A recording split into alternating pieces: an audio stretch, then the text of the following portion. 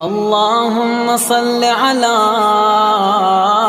محمد وآل محمد. من الشیطان الرجیم. بسم اللہ الرحمن الرحیم.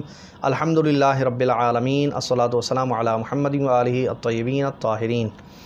سوال نماز وحشت کے حوالے سے کہ نماز وحشت کا ثواب ایک مرحوم سے زیادہ کئی سارے لوگوں کو ہدیہ کیا جا سکتا ہے. جی بالکل، نماز وحشت کا ثواب رجاءً امید کی نیت سے کہ بھئی میں اس کا ثواب کئی لوگوں پر ہدیہ کر رہا ہوں، بھیج رہا ہوں، پڑھ سکتے ہیں.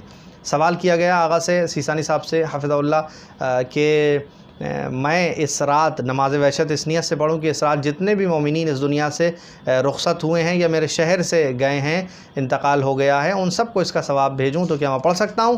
آغا نے جواب دیا، آغا کی طرف سے ہے کہ رجاءً جہاں بھی استعمال ہو لفظ، یعنی سمجھ جائیے گا کہ اس امید کے ساتھ کہ ثواب ملے گا، ثواب کی امید کے ساتھ، یعنی رجاءً کی نیت کے ساتھ آپ پڑھ سکتے ہیں، کوئی حرج نہیں ہے.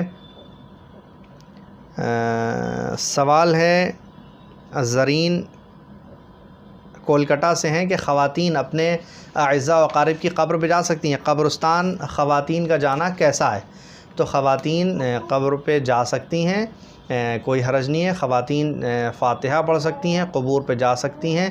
اپنے عزیز و اقارب کی قبروں پہ جانا حرام نہیں ہے، کوئی گناہ نہیں ہے. فضہ رائے پور سے ان کا سوال ہے، نکاح دوپہر میں ہو سکتا ہے؟ جی بالکل، نکاح صبح بھی ہو سکتا ہے، دوپہر بھی ہو سکتا ہے، شام بھی ہو سکتا ہے. نکاح کے لیے کوئی ٹائم معین نہیں ہے، کسی بھی وقت نکاح ہو سکتا ہے.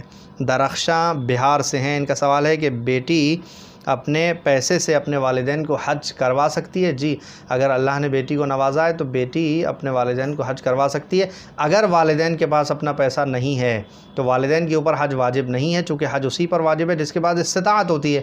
اگر بیٹی کے پاس اتنا پیسہ ہے تو وہ بالکل، چونکہ واجب تو نہیں ہے والدین پہ، بیٹی کے پاس اتنا پیسہ ہے، بیٹی کی پہلے اپنا حج کرے گی، حج جو اس کے اوپر واجب ہے، باقی اس کے پاس اگر پیسہ ہے تو اپنے والدین کو حج کروائے، کوئی حرج نہیں ہے، بیٹی کے پیسے سے والدین حج کر سکتے ہیں.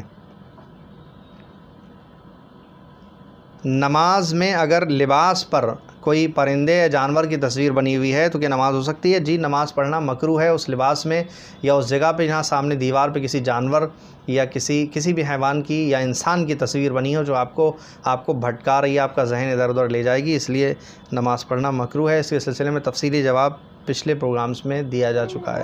مزید سوال انشاءاللہ اگلے پروگرام میں شامل کریں گے. والسلام علیکم ورحمۃ اللہ وبرکاتہ.